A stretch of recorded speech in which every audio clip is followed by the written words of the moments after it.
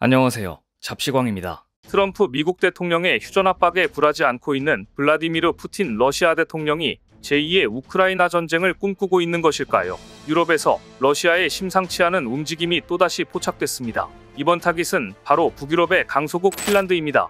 2년 전 핀란드가 나토에 가입하자 러시아는 강력히 반발했습니다. 러시아의 위협을 느낀 핀란드는 급히 한국에 SOS를 쳤습니다. 대체 핀란드가 위기를 느낀 이유는 무엇이고 핀란드가 한국에 원하고 있는 무기는 무엇인지 오늘은 이 소식 자세히 전해드립니다. 러시아가 핀란드 국경을 따라 병력을 증강하면서 우크라이나 침공 초기를 연상시키고 있어 핀란드는 물론 유럽연합을 긴장시키고 있습니다. 스웨덴 공영방송 STV가 최근 단독으로 입수해 공개한 위성사진을 보면 러시아와 핀란드 국경 주요 지역에서 러시아의 군사활동이 상당히 활발하다는 사실이 드러났습니다. 스웨덴 공영방송 STV에 따르면 핀란드 국경에서 약 57km 떨어진 러시아 카멘카는 약 3년 전 아무것도 없는 미개발 지역이었지만 지난 2월부터 갑자기 병력 약 2,000명을 수용할 수 있는 130개 이상의 군용 텐트가 세워졌습니다.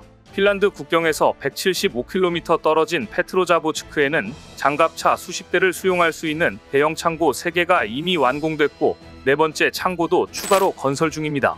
북극권 내 세베로모르스크 2 공군기지에서는 8개 활주로 복구 작업이 진행 중이며 위성사진을 통해 다수의 헬리콥터가 배치된 것이 확인되었습니다. 이 기지는 1990년대 폐쇄된 후 방치되었으나 최근 재가동되면서 북극 지역에서의 러시아 군사작전 능력이 크게 향상될 것으로 전망됩니다. 또한 핀란드 국경에서 170km 떨어진 올레냐 기지에서는 전략 폭격기가 우크라이나 공격에 활용되고 있는 것으로 알려졌으며 이는 러시아의 장거리 타격 능력이 유럽 전역에 위협이 되고 있음을 시사합니다. 러시아는 이전부터 핀란드, 스웨덴이 나토에 가입하면 군사적으로 대응하겠다고 경고했습니다.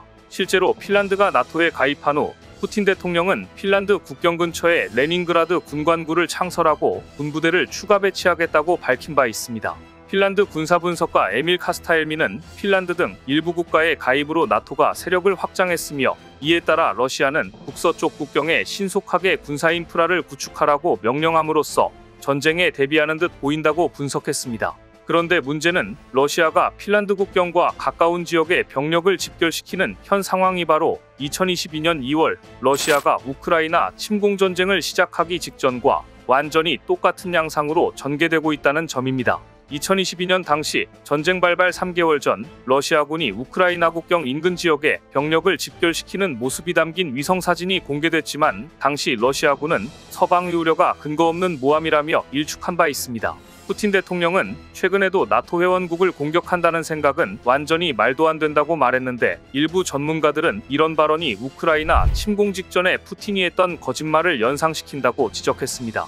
일부 군사 전문가들은 러시아군이 발틱의 국가들을 상대로 제한적인 군 작전을 수행할 수 있는 시기는 꽤 빨리 올 수 있다며 우크라이나 전쟁 종료 후 2-3년 내가 될 수 있다고 전망하기도 합니다.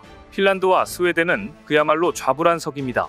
지난달 핀란드 국방부 부사령관은 러시아가 나토의 집단 방위 조항인 제5조 발동 여부를 떠보며 의도적으로 나토의 단결력을 시험하고 있다고 우려했습니다. 스웨덴 국방부 장관 역시 나토 가입 신청 당시 러시아가 이런 조치를 취할 것이라고 예고했고 지금 그 일이 현실이 되고 있다고 경고했습니다. 러시아의 노골적인 군사적 압박에 핀란드 발등에는 불이 떨어졌습니다. 다급해진 핀란드 국방부는 최근 한국의 K9 자주포 38문을 중고로 구매하는 결정을 승인했습니다. 장비와 예비 부품을 포함한 계약 규모는 1억 3,400만 유로, 우리 돈으로 약 2,200억 원에 달합니다.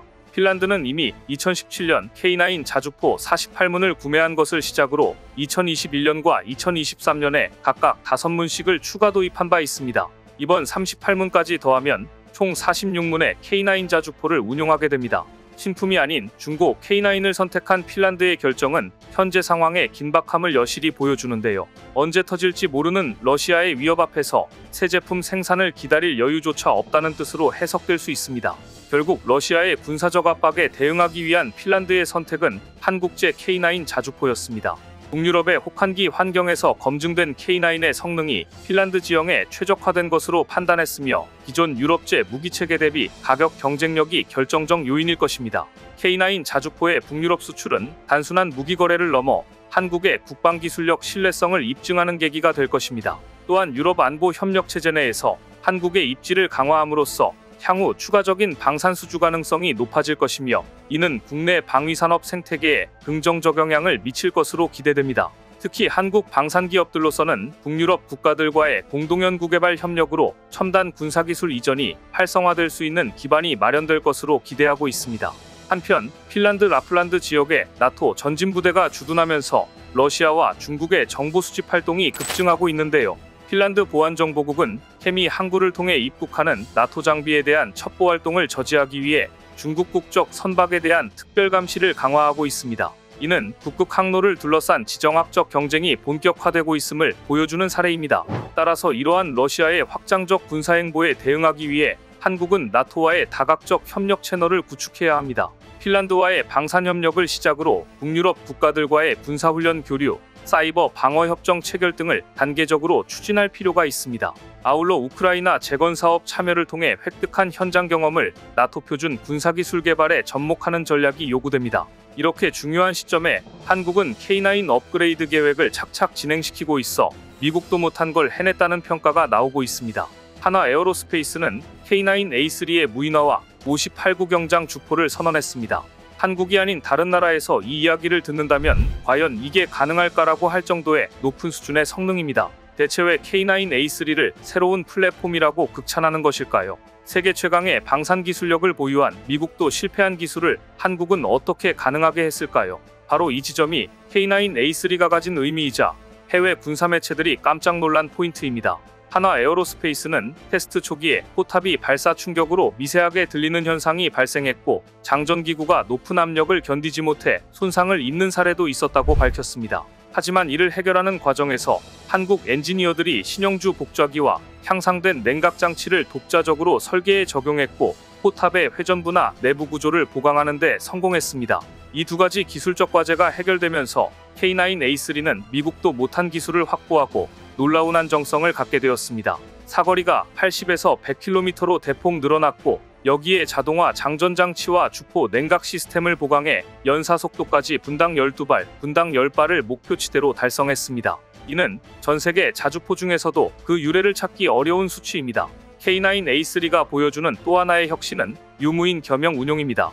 유인 모드에서 한 명이 전부 사격 재원을 입력하고 장전 과정까지 통제한다는 것은 기존의 포병 운용 패러다임이 확 바뀐 것이라 해도 과언이 아닙니다. 더 나아가 무인 모드로 전환할 경우 지휘 차량 한 대가 세문이 자주포를 동시에 제어할 수 있다는 게 핵심입니다.